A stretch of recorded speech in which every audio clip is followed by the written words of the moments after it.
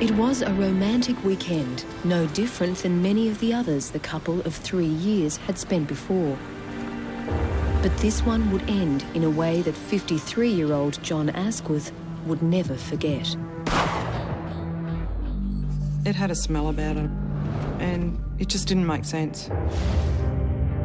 To get that money, there was only one way. I've never come across anyone as callous and strong. The next thing she can recall is laying there naked. We had no body, no weapon, no definitive crime scene.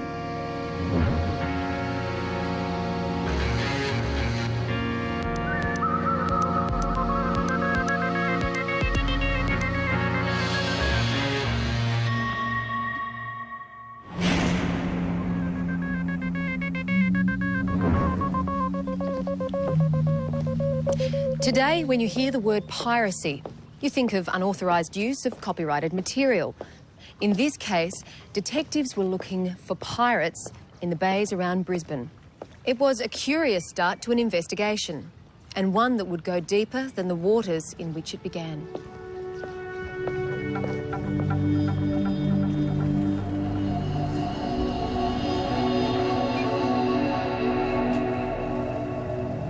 Around about 3 o'clock in the morning, the SE rescue boat got called out to an unknown medical emergency on board a boat somewhere in the bay.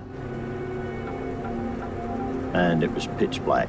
We're just shining spotlights everywhere trying to find this boat that was supposed to be in distress.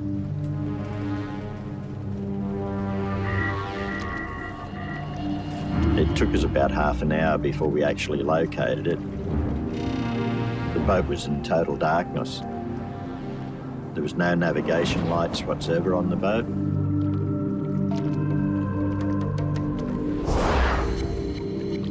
Then the lights caught a lady standing on the back of the boat.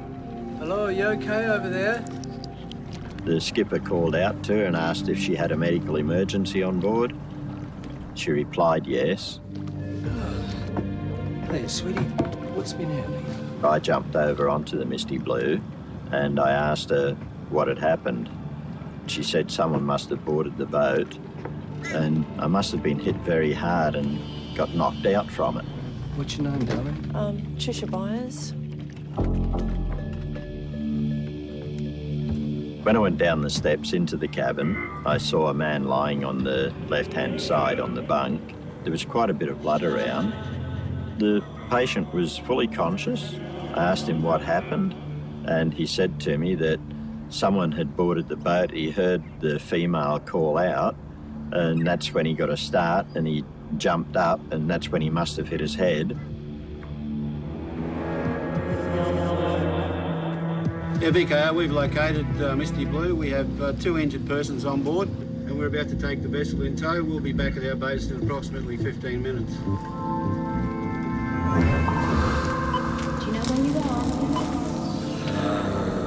The man and his partner were immediately taken to hospital, where the local police attended. On our arrival, we saw John Asquith and Patricia Byers. John was being treated by medical staff for a head injury. Both of them looked tired, but they were relatively calm in their dealings with us and at a little bit at a loss as to what has actually happened to them. While John was being treated, we tried to ascertain what happened during the evening. Patricia had stated that they'd been travelling out on Moreton Bay earlier the previous afternoon when the boat broke down with a fuel filter problem.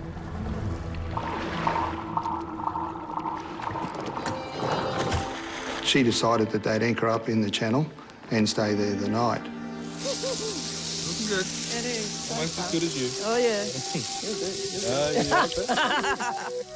They had a romantic evening. They had dinner. They drank 2 bottles of wine, half a bottle of port. They both showered out on the back of the vessel in the nude and went to bed.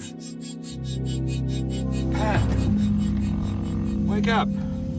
The next thing she can recall is laying there naked, curled across the front of the boat. What's wrong? John with blood over his face, bending over asking if she was all right. They both then retired to the inside of the boat, at which time John has begun an hour and a half of calling for help over the radio. But it appeared John's wound was not a result of a bump to the head, but something more sinister. The doctor, he told me from his experience of treating injuries that it appeared to be a bullet wound. And we looked at John and at Patricia Byers, and they all but laughed off the idea as to how ridiculous is that. One would think that if a person was shot in the head, that you would know about it. When X-rays were carried out, metal fragments to a depth of 7 centimetres were found in John's skull. He had been shot, and detectives were brought in to find out who shot him and why.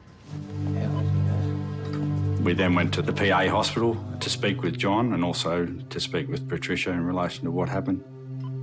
We couldn't find Patricia, she wasn't at the hospital. So it was imperative for us at that time to find her.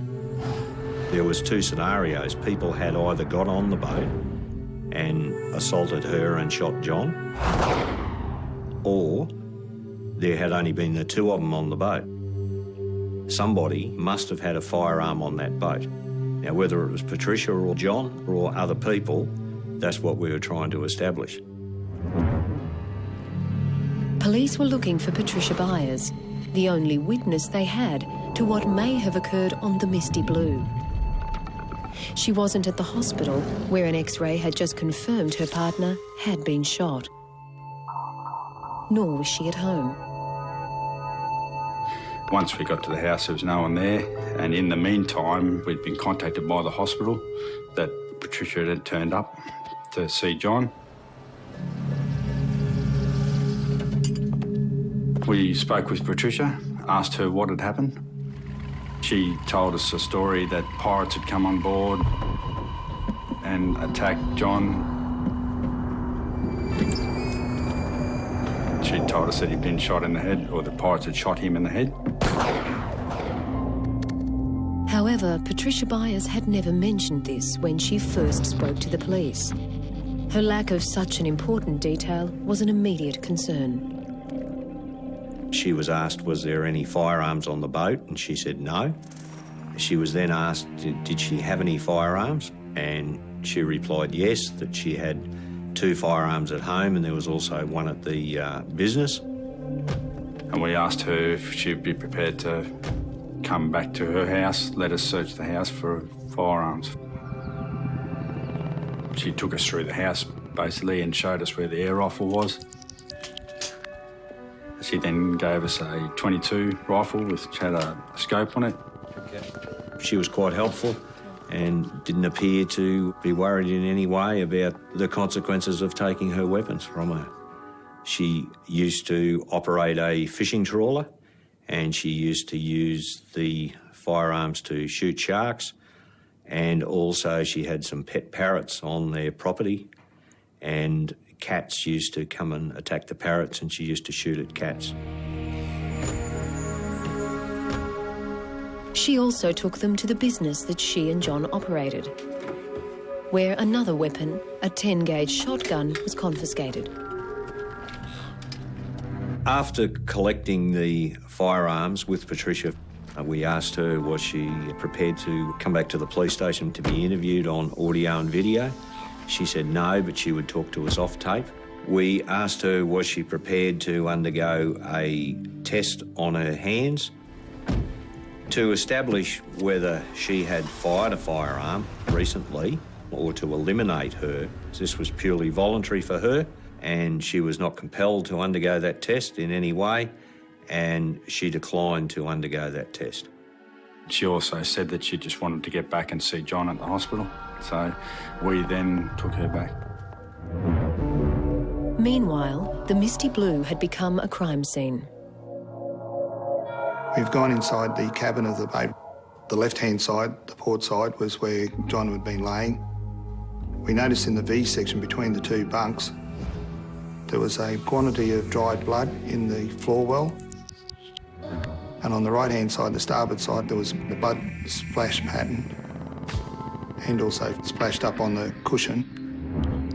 And on an examination of the dried blood, we found small fragments of metal consistent with that of a splatter from a bullet, as well as on the wall of the bulkhead, which we took possession of for forensic examination. When these fragments, along with those from John's skull, were examined microscopically, they were found to be gilded. Because they had gilding material adhering to them, this would indicate that it's most likely a .22 calibre weapon which has fired this projectile. That firearm was recovered by detectives and brought to police for further examination. However, in this case, the pieces of projectile were damaged to such a great extent that there was no markings on them which could be used to match it back to an individual firearm. So Patricia's .22 calibre rifle with a telescopic lens could not be ruled in or ruled out. And at this stage, neither could her story about pirates. Well, I don't know of any pirates in Moreton Bay. It could have been a valid story. We had to confirm or deny her story. There was nothing missing from the boat. Radios were on board, all the fishing gear, barbecue, that was all on board. Even John's wallet was still on board. There was nothing taken whatsoever. And then if you're talking about pirates, they would be going on board to take something. So the only options that could have happened on the boat were that John had tried to shoot himself, although very unlikely because where the bullet was in the top of his head, there was no physical way that a person could hold a long rifle back and shoot themselves in the head. Another option that we did have, which was that Patricia was the one that shot him. The only other option is that it could have been a domestic fight on the boat and things had gone bad, and subsequently John had been shot in the head somehow. Once John was sufficiently recovered to be interviewed, we went to the hospital and spoke to him. We made a decision to take the weapons up to John to make sure that they were the guns that were in the house. He identified the shotgun and said that that was the one from the shop. He identified the air rifle and said that was the one from home.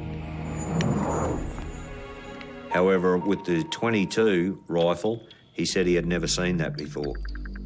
We asked him why was he so positive he had not seen this .22 calibre rifle before, and he said it was quite simple. The one that they had at home didn't have a telescopic sight. So immediately that raised a suspicion in our mind.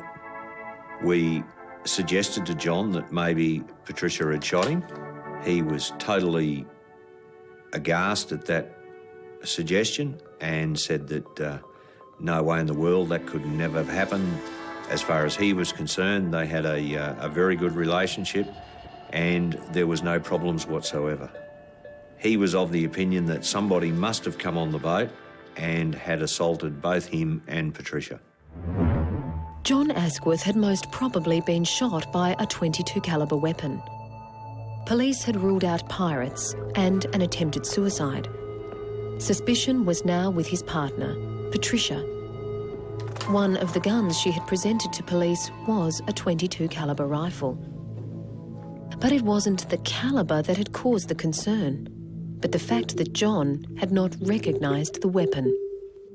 We did a check of that weapon and found that it had been purchased at a gun shop in Beenleigh the same day or that afternoon when John Asquith had been taken to the PA hospital. I then went down to the Beenleigh gun shop. He showed us his records and the documents said that the gun had been purchased by Patricia. She'd paid $100 or something for the weapon. The owner did say that she said she wanted a .22 without a scope. The only one he had at the time was the weapon that we had, which had a scope. He did say to her that the scope could be taken off. And he remembered that she also had to go to an automatic teller to get some money to pay for it. From there, we took out a search warrant to get bank details from Patricia. She'd gone to the ATM, which was straight across the road from the gun shop, got the money out, walked across and purchased the gun. We could definitely say that, yes, she had bought that gun from that shop that afternoon.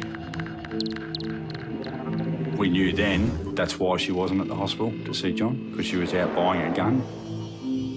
Because she knew, obviously, that we would do a search on the house and would be asking for the weapons. So we were then looking for the fourth gun, the old .22.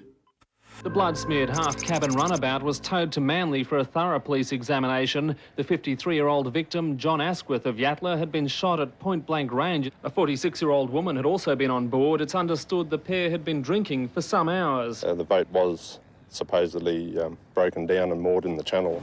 Water police are now questioning boaties who were in the area at the time of the shooting. This afternoon, police divers began a search of the area where the boat was moored. It's believed they're looking for a .22 calibre rifle. Our immediate thought was maybe the rifle was discarded over the side of the boat in Moreton Bay. However, with the tide and the currents and the movements of the ocean, nothing was able to be located. If Patricia Byers was responsible for shooting her partner John, then they needed to find a motive. First stop was their relationship. All family and friends said that they had a good relationship together. They got on well, there wasn't any problems, they were in business together. They seemed like a happy couple. Everyone we had spoken to had said that it was a good relationship. There was no fighting, they'd never fought. They were going along the lines that they would probably eventually get married. To me, that had to raise a few doubts as to what had happened. But if you go back to the evidence, and the evidence was there, Patricia had some sort of involvement in shooting John. The second stop was John's financial situation and who would benefit if he died. John had said that he had one insurance policy, and he said that at that time beneficiaries were his children. When we got the details of the insurance policy, the beneficiary had been amended, and Patricia was the sole beneficiary of that insurance policy. So we then did a check on a registry of life insurance policies, and they came back and said that there was another 4 insurance policies on John's life. Mr. Asquith? Yes. We then took the whole lot of the documents up to John, showed him each individual document. These two? He pointed out that it wasn't his signature on any of those documents. None of them? We asked him, did he have any idea who may have done it? He said no.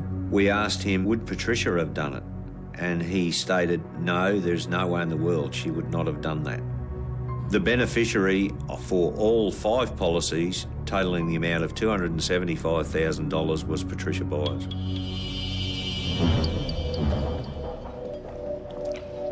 It appeared Patricia Byers had stood to gain financially if John had died on the night he was shot.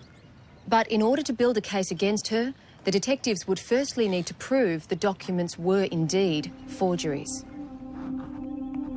In most cases, when a person commits the act of forgery, they try to reproduce what we call a pictorial representation of the genuine signature. When we compare the specimen signatures of John Asquith with the disputed insurance applications in his name, the first thing we see is there is some attempt at reproducing the pictorial likeness, those loops and whirls.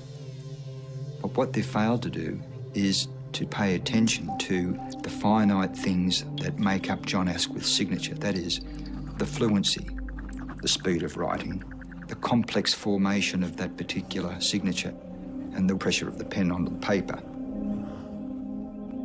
All the disputed John Asquith signatures fall down in all those areas. They were not written by John Asquith, and I was satisfied that all those simulated forgeries had been written or forged by the one writer.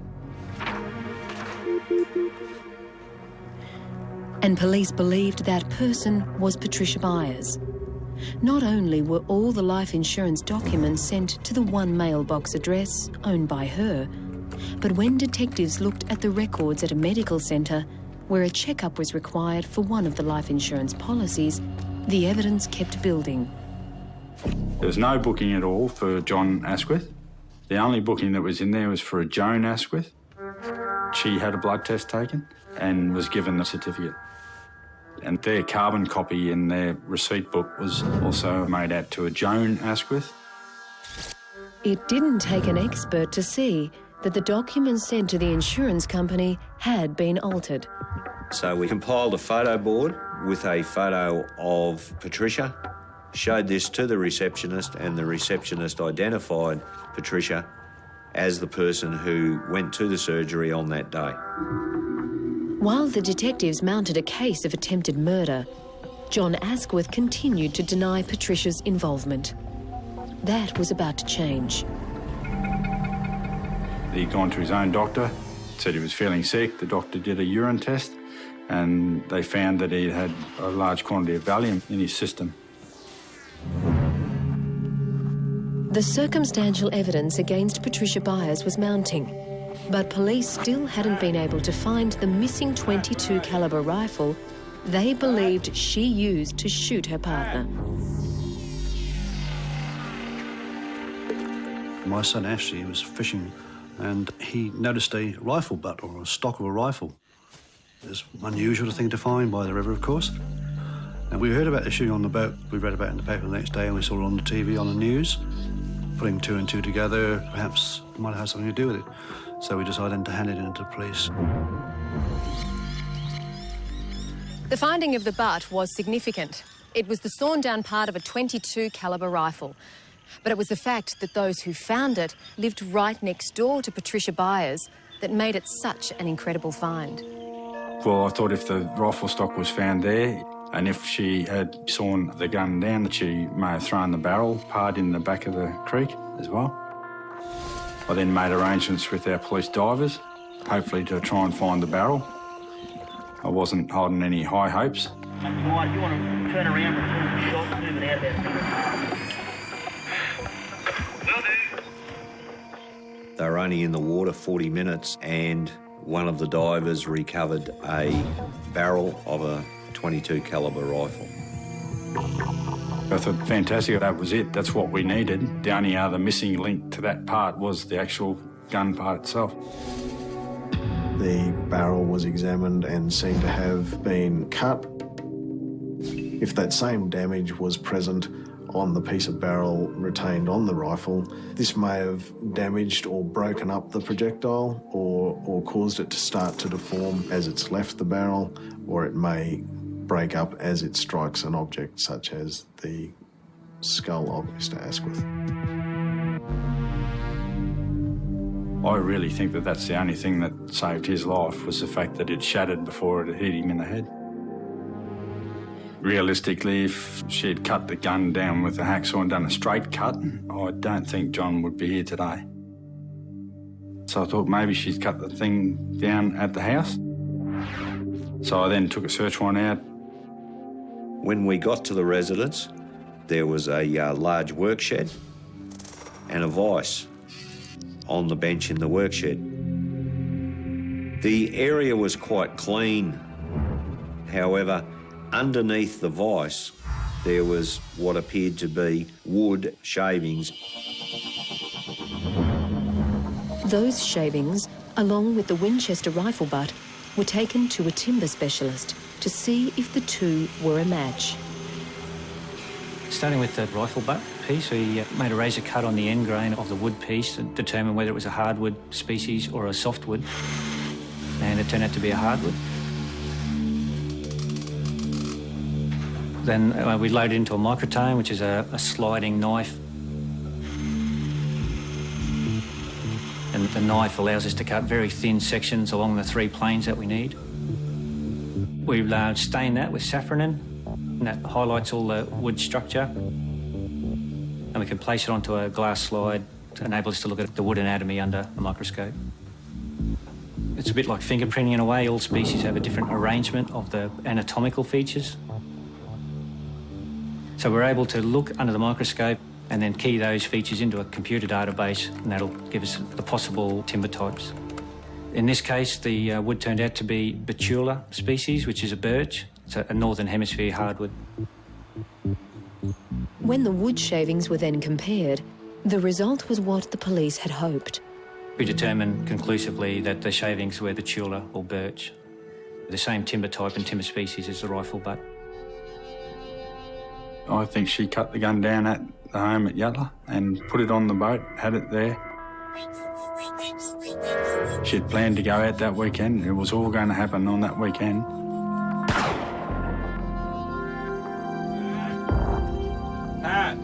And the only thing that went wrong was that John didn't die.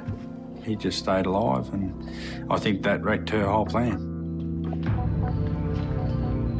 She was then charged with 1 attempted murder, grievous bodily harm with intent, unlawful wounding, and 11 counts of forgery and 11 counts of uttering a false document. With all the evidence presented to him, John Asquith still couldn't believe that the woman he loved had tried to kill him. But 2 months after she had been arrested and was out on bail awaiting her trial, John changed his mind. He felt really sick one day after Patricia had prepared him some lunch. And he said that he felt really drowsy and was bumping into things and couldn't stay awake. He said he'd gone to his own doctor, said he was feeling sick. The doctor did a urine test and they found that he had a large quantity of Valium in his system. He said that he was not on any medication and hadn't taken any medication since he left hospital. So she must have done it. She must have put something in his food. This realisation that John came to was like a bombshell to him. He just completely changed his attitude, and he realised that Patricia, the woman he had been living with and, in his opinion, had an absolutely wonderful relationship with, had been trying to kill him. However, as police were about to discover, John was not the only man to have fallen under Patricia Byers' spell. After a 2-week trial, a jury found Patricia Byers guilty of attempted murder. She was sentenced to 12 years, but was eligible for parole after 3. It was thought she would not reoffend. But for one family who had taken a keen interest in her case, the opposite was more likely to be true. I received a phone call from a woman, a bit concerned in relation to her father, who had lived with Patricia Byers for a long period of time. And because of what she'd seen in the media, she then had fears for her father, because all the assets, the house, the cars, the boat, were all now in her possession. I don't believe you're doing this to me. Patricia Byers and Carl Gottgens had been a couple for 8 years, until, as his daughters learned, he had apparently walked out on Patricia on the 6th of July, 1990. And they told us that when they hadn't heard from their father, they had phoned Patricia, and Patricia had told them that they had split up and that he was going to Thailand to be with his Thai girlfriend. She appeared quite emotional about this, was crying and teary, and appeared to be very upset about the breakup. Everything's been taken care of? Sure. You go and enjoy yourself, eh? Oh, thanks very much. According to his boss, Carl Gottgens was intending to see his Thai girlfriend and then return to work after 2 months. His boss had last seen him 3 days before his scheduled flight out of the country. He asked me if I'd like to have a beer, and I was aware that things were probably a bit uncomfortable on the social scene, and I said, no, mate, I don't really want to walk into any domestics. That's a real safe. Okay, yeah, thanks, mate. See ya. They had sat in the car for a little while because Carl had been overpaid $1,000 in his wages, and they came to an arrangement that Carl would pay him back over a period of time or deduct it from his next pay. It wasn't a big issue because he was a man of honesty and integrity. I shook his hand, wished him well, and said I'd see him in a couple of months when he came back from his leave. He was quite surprised when, approximately 2 weeks later, he received a typewritten letter from Carl. It was a resignation letter stating that he would not be coming back and that he had settled with Trish about his house and in some ways he felt he may have made a bad decision, but he said he didn't believe Trish would be left on the shelf because she was a good-looking girl.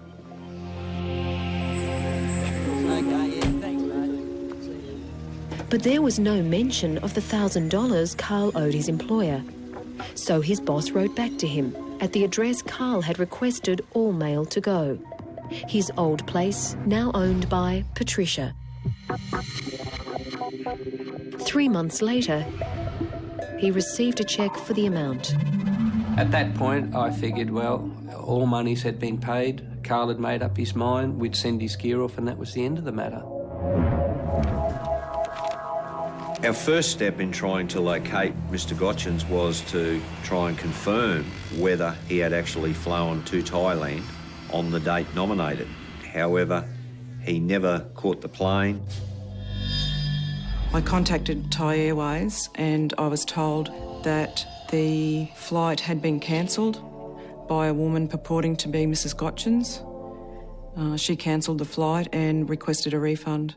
All our attempts to locate him were to no avail. The only hint that Carl was alive and well in Australia was the activity on his bank account and the purchase of a pergola for Patricia's place some 4 months after he had last been seen. So if he had signed that, he was obviously still in Australia and still had some contact with Patricia. Or alternatively, somebody had access to his American Express card and had forged his signature on the voucher for payment for the pergola. So I sent the letter of resignation from Carl and another letter with the ship logs, which had Carl's handwriting in it, to the document examination expert. The conclusion of the expert was that the signatures and the handwriting was not by Carl Gottgens.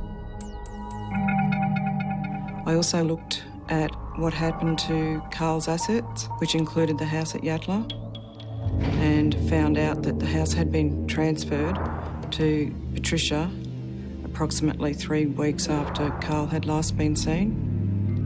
On the transfer document, the signature of Carl Gottgens and the signature of the witness were forgeries. The only genuine signature was that of Patricia Byers. The American Express docket was also a forgery. I went and interviewed the proprietors of the pergola company. The salesperson told me that he had attended at the address at Yatala, where he had met a woman that introduced herself as Tricia Gottgens and signed the American Express voucher in front of him in the name of C.T. Gottgens. Now, from a forensic point of view, this was absolutely brilliant evidence.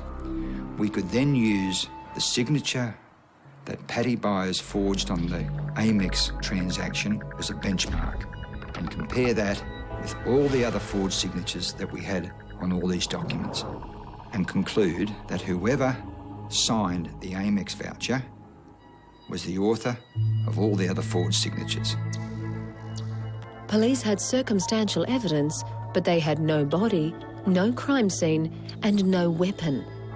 And their prime suspect was due out of jail in less than 18 months. Patricia Byers was the classic black widow. She had attempted to kill her partner, John Asquith, to obtain wealth. And now it appeared she had already had a practice run with her previous partner, Carl Gottgens. And while a body had still not been found, police and the prosecutor brought into the investigation knew they were looking at murder. Months before, about a year before, she'd secretly obtained a copy of his will. The signature that requested the will to be sent had been proved to be a forgery. And she knew that she had to share that house, those assets, with the daughters. So she wasn't going to get everything. And she knew that Carl had started up a relationship with a new woman in Thailand. She knew that he was going to be leaving her. She knew that she was going to lose the house. She was going to be left with nothing. So the night that Carl walked through that front door, he disappeared off the face of the earth.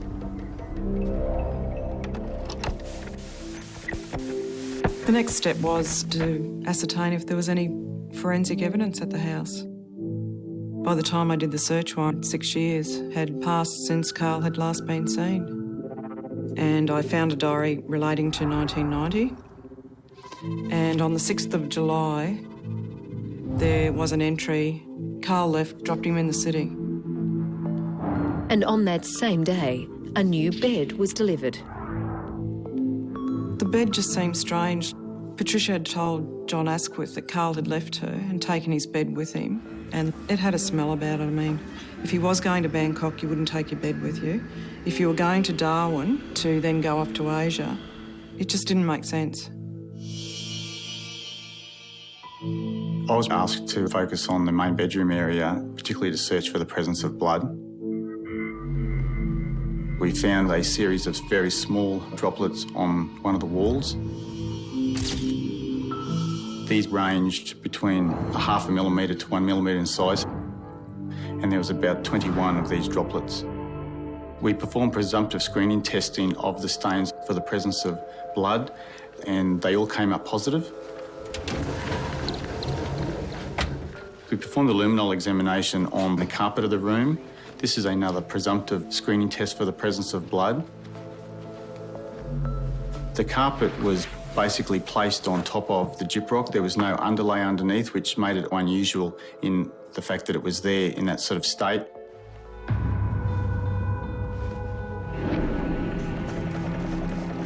And what we obtained was a whole area of positive reactions on the timber chipboard floor under the carpet. Once we turned the lights back on and had a look to see where these fluorescent reactions were occurring, there seemed to be areas of dark staining that married up with where the fluorescence was occurring. A DNA profile was created from the bloodstains and compared to the DNA from Carl Gottgens' daughters. While it couldn't be confirmed, the blood in the room was consistent with coming from the father of those daughters. The pattern of the blood spatter was also of great interest. Due to their size, it can infer that they were deposited as a result of a strong force being applied to a source of blood. Something such as blunt force trauma, or it could be from a gunshot wound. Gunshot wounds typically cause what's called high velocity blood splash, and that type of staining is very small, almost mist-like blood stains. These were very small, so it certainly couldn't be eliminated. Or it could be something as mundane as a sneezing or coughing with blood in your mouth or nose. The bedroom had all the hallmarks of being the likely place of where Carl Gottgens was actually killed. Couldn't say it with certainty, but it certainly looked like it. Obviously, the case would be significantly strengthened if we could find the body of Carl Gottgens. So how did she get rid of the body?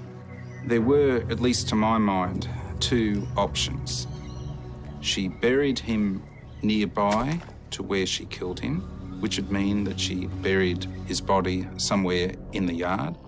Or alternatively, she took him out on a boat and dumped his body at sea.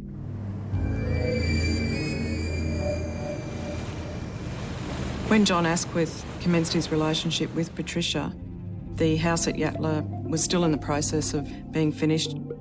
So I interviewed him about when different things had happened to try and identify if something had occurred where a body could be concealed around the time that Carl went missing. From everything he told me, a likely place was the garden shed that he thought had been constructed about the time Carl disappeared. The shed was dismantled and the area below was excavated by the backhoe. I had hoped that we would find Carl's remains, but there was nothing found. We had no body, no weapon, no definitive crime scene. But what we did have was substantial evidence that Patricia Byers had gone to great lengths to plan and conceal the death of Carl Gottgens. Each individual piece of evidence could not prove her guilt, but when it was put together, I knew you could put a very compelling case of murder to the jury. Patricia Byers has pleaded not guilty to murdering her de facto husband. Carl Gottgens went missing in July 1990. Byers claiming he'd run off to Bangkok to marry his prostitute girlfriend. Prosecutor Paul Rutledge claimed all Mr Gottgens' worldly assets, worth hundreds of thousands of dollars, have disappeared through a series of frauds and forgeries directly linked with Byers. Byers' motive to kill Carl Gottgens: money. She knew that to get that money, those assets, there was only one way: forgery. But for forgery to work, Carl had to die. After a month of hearing the evidence, a jury came back with a guilty verdict. The verdict was welcomed by John Asquith, who fell prey to the Black Widow in 1993. Naturally enough, I'm pleased to see justice done. Until now, the jury was unaware that Byers was already serving 12 years in jail for that attempted murder. As a result of this verdict, Byers' future is life in prison. Patricia Byers has the right to apply for parole in 2012. As a result of the two cases and her two convictions, rumours arose about the death of her first husband. Police investigated the car accident in which he died, but found no evidence to support the theory of foul play.